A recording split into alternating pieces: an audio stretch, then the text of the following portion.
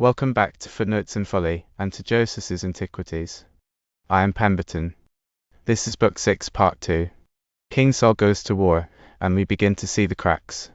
His son Jonathan, brave to the point of recklessness, provokes a great victory over the Philistines and is nearly executed for it, because of a rash oath his father swore in the heat of battle. Then comes the turning point. God sends Saul to destroy the Amalekites utterly, and Saul, half obeying, spares the king and the best of the spoil, and Samuel tells him, in one of the great hard scenes of Scripture, that the kingdom has been torn from him. And as the rejected king broods, God sends Samuel to a shepherd's house in Bethlehem to anoint a boy named David.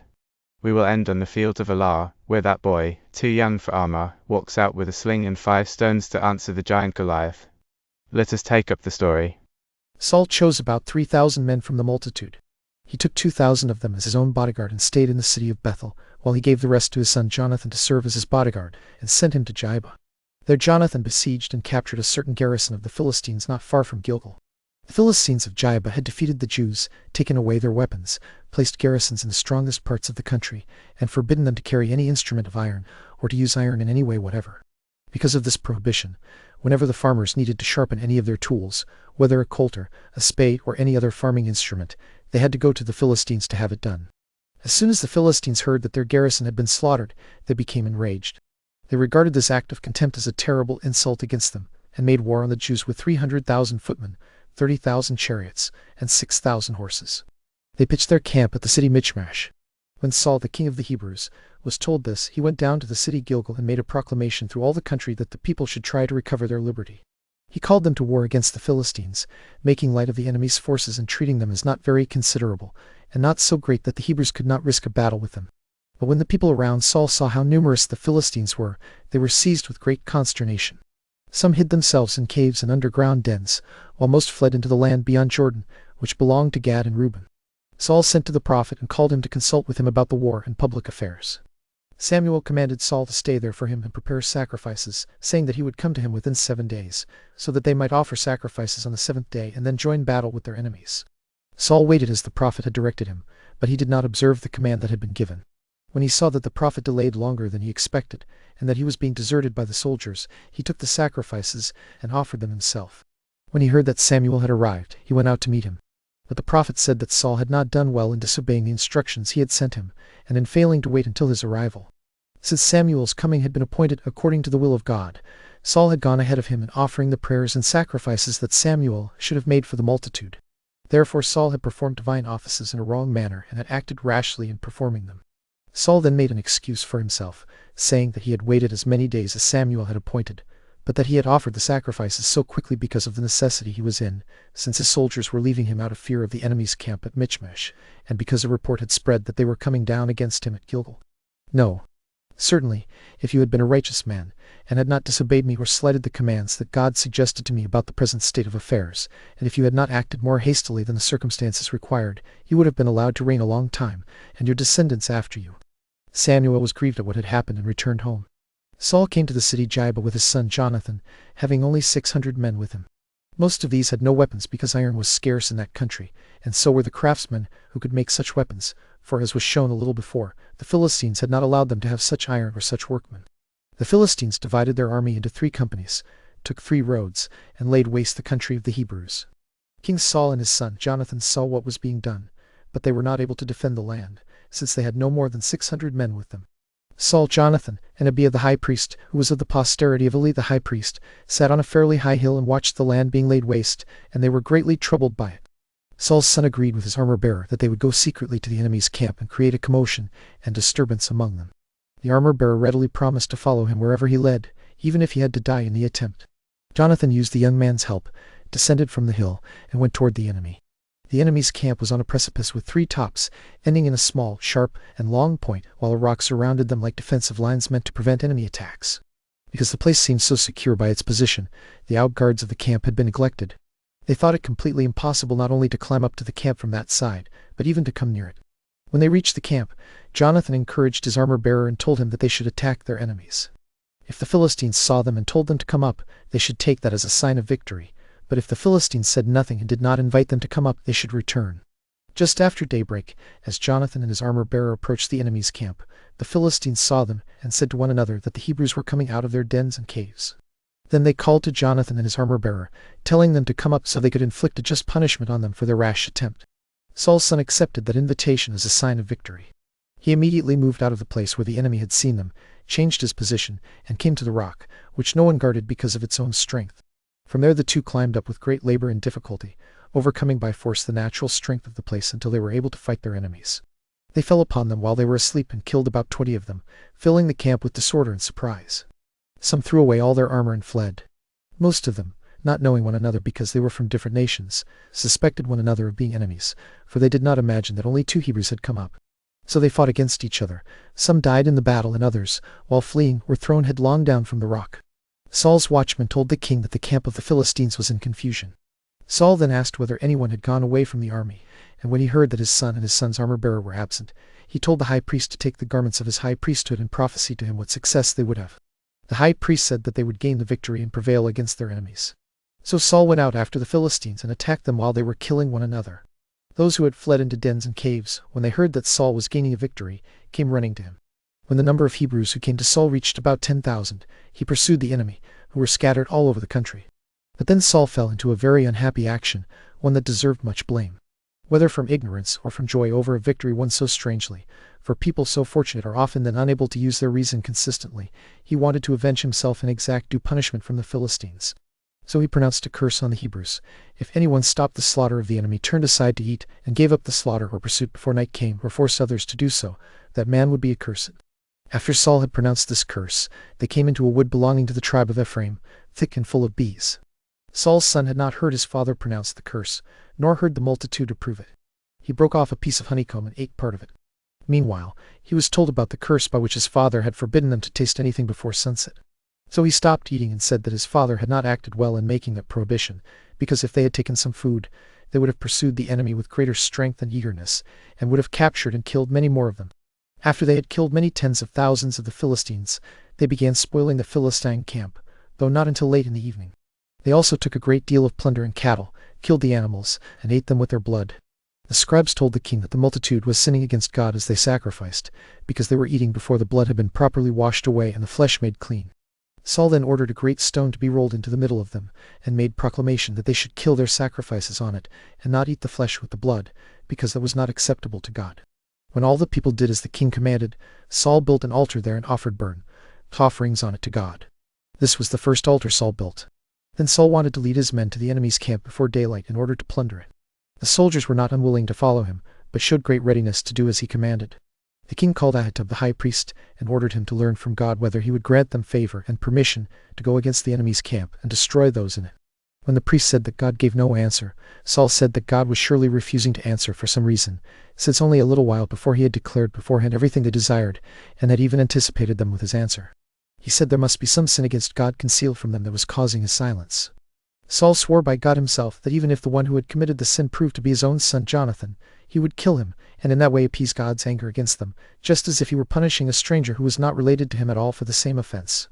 When the multitude cried out for him to do this, Saul immediately set all the rest on one side, while he and his sons stood on the other, and he sought to discover the offender by lot. The lot fell on Jonathan himself. When his father asked him what sin he had committed, and what he knew in the course of his life that might be regarded as guilt or profanity, Jonathan answered that he had done nothing more than this.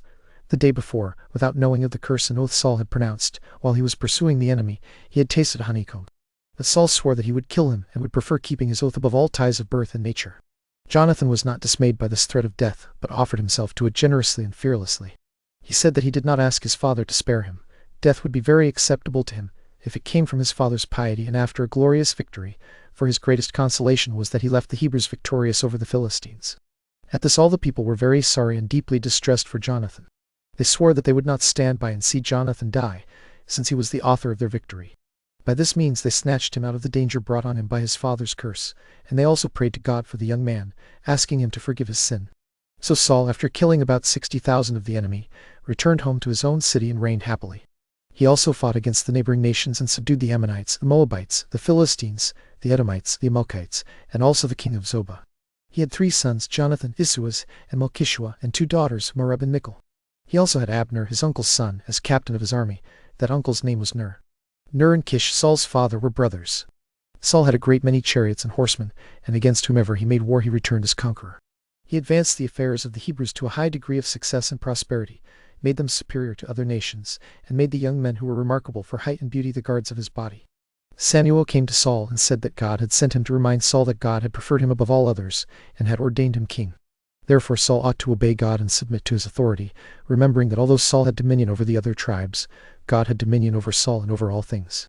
Samuel said that God had spoken to him about the Amalekites, because they had done great harm to the Hebrews while they were in the wilderness, when they came out of Egypt and were making their way to the country that was now their own. I command you to punish the Amalekites by making war on them. When you have subdued them, leave none of them alive, but pursue them through every age and kill them, beginning with the women and the infants. Require this punishment from them for the harm they did to our forefathers. Spare nothing, neither asses nor other beasts, and do not reserve any of them for your own advantage or possession. Devote them all to God, and in obedience to the commands of Moses, blot out the name of Amalek entirely. Saul promised to do what he had been commanded. Thinking that his obedience to God would be shown not only by making war against the Amalekites, but even more by the readiness and speed of his action, he made no delay. He immediately gathered all his forces, and when he counted them at Gilgal, he found about 400,000 Israelites, besides the tribe of Judah, which by itself contained 30,000. Saul then broke into the country of the Amalekites and placed many men in several ambushes by the river, so that he might harm them not only in open battle, but also fall on them unexpectedly along the roads, surround them, and kill them. When he joined battle with the enemy, he defeated them, and as they fled, he pursued them and destroyed them all. When this undertaking had succeeded, just as God had foretold, Saul attacked the cities of the Amalekites. He besieged them and took them by force, partly with engines of war, partly by mines dug underground, and partly by building walls outside them. Some cities he starved out by famine, and others he won by other methods. After all this, he set himself to killing the women and children, and he thought he was not acting either barbarously or inhumanly in doing so. First, these were enemies whom he was treating in this way, and second, it was done by the command of God, whom it was dangerous not to obey. He also took Agag, the enemy's king, captive. He admired the beauty and tallness of Agag's body so much that he thought him worthy of being preserved. Yet this was not done according to the will of God, but by yielding to human passions, and allowing himself to be moved by an untimely pity in a matter where it was not safe for him to indulge it. God hated the nation of the Amalekites so greatly that he commanded Saul to have no pity even on the infants, whom we naturally pity most of all. But Saul preserved their king and ruler from the miseries that the Hebrews brought on the people, as though he preferred the fine appearance of the enemy to the memory of what God had sent him to do. The multitude were guilty along with Saul, for they spared the herds and flocks and took them as spoil, though God had commanded that they should not spare them. They also carried off the rest of the Amalekites' wealth and riches, while anything they thought not worth keeping they destroyed. When Saul had conquered all these Amalekites, whose land reached from Pelusium of Egypt to the Red Sea, he laid waste all the rest of the enemy's country. But he did not touch the nation of the Shechemites, although they lived in the very middle of the country of Midian. Before the battle, Saul had sent to them and ordered them to leave that place, so that they would not share in the miseries of the Amalekites. He had a just reason for sparing them, since they were of the family of Rachel, Moses' father-in-law. After this Saul returned home joyful because of the glorious things he had done and because of the conquest of his enemies. He behaved as though he had neglected nothing that the prophet had commanded him to do when he went to make war with the Amalekites, and as though he had exactly observed everything he ought to have done. But God was grieved that the king of the Amalekites had been preserved alive, and that the multitude had seized the cattle as plunder, because these things had been done without his permission. He considered it intolerable that they should conquer and overcome their enemies by the power he had given them, and then so grossly despise and disobey him that even a mere man who was a king would not endure it. Therefore God told Samuel, the prophet, that he repented having made Saul king, since Saul did nothing that he had commanded him, but indulged his own inclinations. When Samuel heard this, he was confused and spent the whole night begging God to be reconciled to Saul and not to be angry with him. But God did not grant Saul the forgiveness that the prophet asked for. He did not consider it fitting to grant forgiveness for such sins at Samuel's entreaties, since injuries grow so great chiefly through the easy temper of those who have been injured. When people pursue the glory of being thought gentle and good-natured, before they realize it, they produce further sins. Therefore, when God had rejected the prophet's intercession, and it was plain that he would not change his mind, Samuel came to Saul at Gilgal at daybreak. When the king saw Samuel, he ran to him, embraced him, and said, "I give thanks to God, who has given me the victory, for I have performed everything he commanded me." Samuel replied, "Then how is it that I hear the bleating of sheep and the lowing of the larger cattle in the camp?" Saul answered that the people had kept them for sacrifices, but as for the nation of the Amalekites, it had been entirely destroyed, as he had been commanded to see done, and not one man was left. He said he had saved only the king alive and had brought him to Samuel, and that they would consult together about what should be done with him. God is not delighted with sacrifices, but with good and righteous men, who follow his will and his laws and never think anything has been done well by them, unless they do it as God commanded. God considers himself affronted, not when someone fails to sacrifice, but when someone shows himself disobedient to him. From those who do not obey him, nor pay him the duty which is the only true and acceptable worship, he will not kindly accept their offerings, no matter how many or how fat they are. Nor will he accept their gifts, however splendid, even if they were made of gold and silver themselves. He will reject them and regard them as examples of wickedness, not piety. God is pleased with those who keep this one thing, and only this, in mind, how to do whatever God declares or commands them to do, choosing to die rather than break any of those commands. He does not even require a sacrifice from them. When such people do sacrifice, even if it is a poor offering, he accepts it better as the honor of poverty than offerings that come from the richest men who present them to him. Therefore understand that you are under the wrath of God, because you have despised and neglected what he commanded you. How then, do you suppose he will respect a sacrifice made from things he doomed to destruction? Unless perhaps you imagine that it is almost the same thing to offer something to God in sacrifice as to destroy. Therefore expect that your kingdom will be taken from you, along with the authority that you have abused by such insolent behavior, by neglecting the God who bestowed it on you. Then Saul confessed that he had acted unjustly, and he did not deny that he had sinned, because he had transgressed the prophet's commands. But he said it was out of dread and fear of the soldiers, that he had not forbidden and restrained them when they seized the spoil. He asked Samuel to forgive him and be merciful to him, saying that he would be careful not to offend again in the future. He also begged the prophet to return with him so that he might offer his thank offerings to God. But Samuel went home, because he saw that God would not be reconciled to Saul. Saul was so eager to keep Samuel that he took hold of his cloak, and because Samuel's departure was forceful, the cloak was torn. At this the prophet said that in the same way the kingdom would be torn from Saul and given to a good and just man. He said that God persisted in what he had decreed concerning Saul. To be mutable and changeable in what has been determined belongs only to human passions, not to the divine power. Saul then said that he had been wicked, but that what had been done could not be undone. He therefore asked Samuel to honor him so far that the multitude might see Samuel accompany him in worshipping God. Samuel granted him that favor and went with him and worshipped God. Agag also, the king of the Amalekites, was brought to him. When the king asked how bitter death was, Samuel said, "As you have made many Hebrew mothers lament, and mourn the loss of their children, so by your death you shall cause your mother to mourn for you also." Accordingly, he ordered Agag to be killed immediately at Gilgal, and then he went away to the city Ramah. Saul understood the miserable condition he had brought upon himself, and that he had made God his enemy. He went up to his royal palace at Jibah, a name that means a hill, and after that day he never again came into the presence of the prophet. Samuel mourned for him, but God told him to stop grieving over him, to take the holy oil, and to go to Bethlehem to Jesse the son of Obed. There he was to anoint whichever of Jesse's sons God would show him as their future king. Samuel said he was afraid that Saul, if he learned of it, would kill him either secretly or even openly. But God suggested to him a safe way of going there, and so Samuel came to the city already mentioned. When the people of Bethlehem greeted Samuel and asked the reason for his coming, he told them that he had come to sacrifice to God. After he had prepared the sacrifice, he called Jesse and his sons to share in those sacrifices. When he saw Jesse's eldest son, a tall and handsome man, he guessed from his beauty that this was the person who was to be their future king. But he was mistaken in judging God's providence. When Samuel asked God whether he should anoint this youth, whom he so admired and considered worthy of the kingdom, God corrected him. Men do not see as God sees. You are looking at the fine appearance of this youth, and therefore consider him worthy of the kingdom. But I give the kingdom as a reward, not for beauty of body, but for virtue of soul.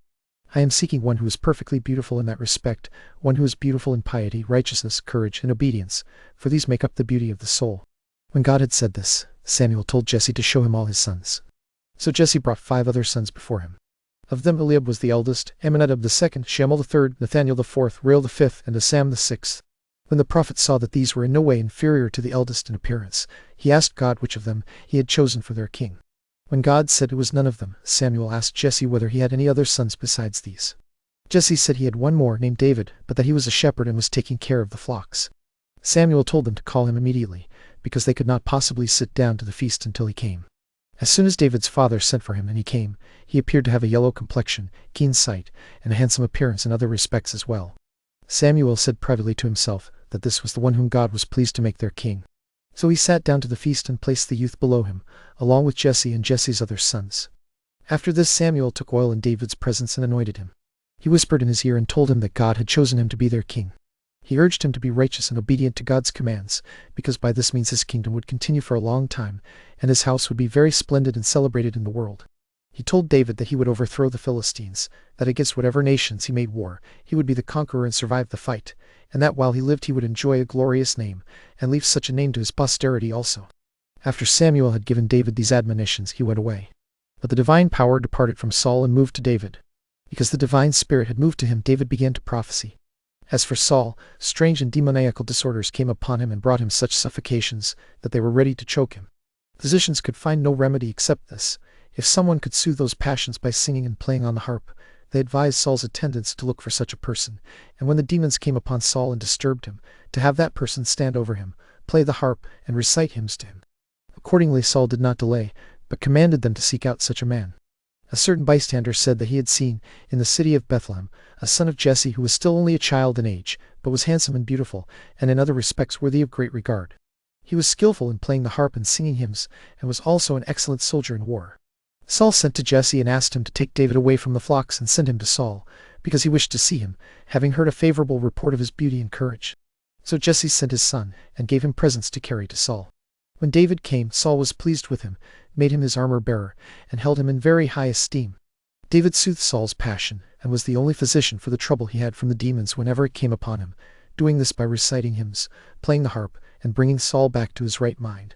Saul therefore sent to Jesse, the child's father, and asked him to allow David to stay with him, because he delighted in seeing him and having his company. Jesse granted the stay, so that he would not contradict Saul. Not very long afterward, the Philistines gathered together again. After assembling a great army, they made war against the Israelites and seized a place between Shocho and Azekah, where they pitched their camp. Saul also brought out his army to oppose them. By pitching his own camp on a certain hill, he forced the Philistines to leave their former camp and encamp on another hill opposite the one where Saul's army lay, so that a valley between the two hills separated their camps. Then a man came down from the camp of the Philistines. His name was Goliath, and he was from the city of Gath. He was a man of enormous size, 4 cubits and a span tall, and he carried weapons suited to the largeness of his body. He wore a breastplate that weighed 5,000 shekels, and he also had a helmet and greaves of brass, as large as one would naturally expect to cover the limbs of so vast a body. His spear was not carried lightly in his right hand, but lay across his shoulders. He also had a lance of 600 shekels, and many men followed him to carry his armor. This Goliath stood between the two armies as they were drawn up for battle, lifted up his voice, and spoke to Saul and the Hebrews. "I will free you from fighting and from danger. What need is there for your whole army to fall and suffer? Give me one man from among you who will fight with me. Whoever conquers shall have the conqueror's reward and decide the war, for the defeated side shall serve the side to which the conqueror belongs. Surely it is much better and wiser to gain what you desire by risking one man than by risking all." After saying this, Goliath withdrew to his own camp. But the next day he came again and used the same words. He did not stop for 40 days, continually challenging the enemy with the same speech. Saul and his army were terrified by this, and though they drew themselves up as if they would fight, they did not come to close battle. While this war between the Hebrews and the Philistines was going on, Saul sent David away to his father Jesse, and contented himself with the 3 sons of Jesse whom Jesse had sent to help him and share in the dangers of the war. At first David returned to feed his sheep and flocks. But not long afterward he came to the camp of the Hebrews, sent by his father to carry provisions to his brothers and find out how they were doing. While David was there, Goliath came again, challenged the Hebrews, and reproached them because they had no man of courage among them who dared to come down and fight him. As David was talking with his brothers about the business for which his father had sent him, he heard the Philistine reproaching and abusing the army, and he was indignant. He told his brothers that he was ready to fight this adversary in single combat. Eliab, his eldest brother, rebuked him and said that he was speaking too rashly and improperly for one of his age, and told him to go back to his flocks and to his father. David was ashamed at his brother's words and went away, but he still told some of the soldiers that he was willing to fight the man who challenged them. When they informed Saul of the young man's resolve, the king sent for David to come to him. When the king asked what he had to say, David answered that the king should not be cast down or afraid. He said he would bring down the insolence of this adversary, go down and fight him, and bring him under himself, tall and great as he was, until Goliath was thoroughly laughed at and Saul's army gained great glory. This would happen when he was killed by someone who was not yet a grown man, not fit for fighting, nor capable of being entrusted with arranging an army or ordering a battle, but by someone who looked like a child, and was truly no older than a child. Saul wondered at David's boldness and eagerness, but because of David's age he did not dare to rely on his ability. He said that David must be too weak to fight someone skilled in the art of war. David answered that he undertook this enterprise in dependence on God being with him, for he had already experienced God's assistance. He said that once he had pursued and caught a lion that attacked his flocks and carried off a lamb from them. He snatched the lamb out of the wild beast's mouth, and when the lion leaped violently on him, he took it by the tail and dashed it against the ground. In the same way he had avenged himself on a bear. He said this adversary of theirs should be considered like one of those wild beasts, since he had long reproached their army and blasphemed their God, who would yet reduce him under David's power. Saul prayed that, by God's assistance, the outcome would not fall short of the child's eagerness and boldness, and told him to go to the fight. He put his breastplate on David, girded him with his sword, fitted the helmet on his head, and sent him away. But David was burdened by the armor, because he had not been trained with it, and had not learned to walk in it. So he told the king that the armor should belong to Saul, who was able to bear it, and asked permission to fight as Saul's servant, and in the way he himself desired. Accordingly he laid aside the armor, took his staff with him, put 5 stones from the brook into a shepherd's bag, and with a sling in his right hand, went toward Goliath. When the adversary saw David coming in this manner, he despised him and mocked him, as though David had brought not the weapons usually used when one man fights another, but the kind used to drive away and ward off dogs. Goliath said, "Do you take me not for a man, but for a dog?" David replied, "No, not for a dog, but for a creature worse than a dog." This provoked Goliath to anger. He cursed David by the name of God, and threatened to give his flesh to the beasts of the earth, and the birds of the air to be torn in pieces by them. David answered, "You come against me with a sword, a spear, and a breastplate, but I come against you with God as my armor. He will destroy you and all your army by my hands. This day I will cut off your head and cast the rest of your body to the dogs, and all men shall learn that God is the protector of the Hebrews, and that our armor and strength are in his providence. Without God's assistance, all other military preparations and power are useless." The Philistine, slowed by the weight of his armor, tried to meet David quickly, but came on slowly, despising him and relying on the belief that he could kill this unarmed child without any trouble. But the youth met his antagonist accompanied by an invisible helper, who was none other than God himself. David took one of the stones he had taken from the brook and put into his shepherd's bag, fitted it to his sling, and slung it at the Philistine. The stone struck his forehead and sank into his brain, so that Goliath was stunned and fell on his face. David ran and stood over his fallen adversary, then cut off his head with Goliath's own sword, for David had no sword of his own. When Goliath fell, the Philistines were beaten and fled. Seeing their champion lying on the ground, they feared the entire outcome of their affairs and decided not to remain any longer, but gave themselves over to a shameful and disorderly flight, trying to save themselves from the dangers they were in. Saul and the whole army of the Hebrews shouted, rushed upon them, killed a great number, and pursued the rest to the borders of Garb and to the gates of Ekron. 30,000 Philistines were killed, and twice as many were wounded. Saul returned to their camp, tore down their fortification, and burned it. David carried Goliath's head into his own tent, but dedicated his sword to God at the tabernacle. And we will halt there, with Goliath fallen, the Philistines routed, and the boy David carried back to the camp in triumph, the women already singing his name louder than the king's. It is the highest moment yet, and the seed of everything that goes wrong next. For Saul has heard that song, and Saul cannot bear it. Next time, in part 3, the king's jealousy curdles into murder, the spear thrown across the hall, the snares and the broken promises, and David's flight into the life of a hunted outlaw. Mind the footnotes, and beware the folly.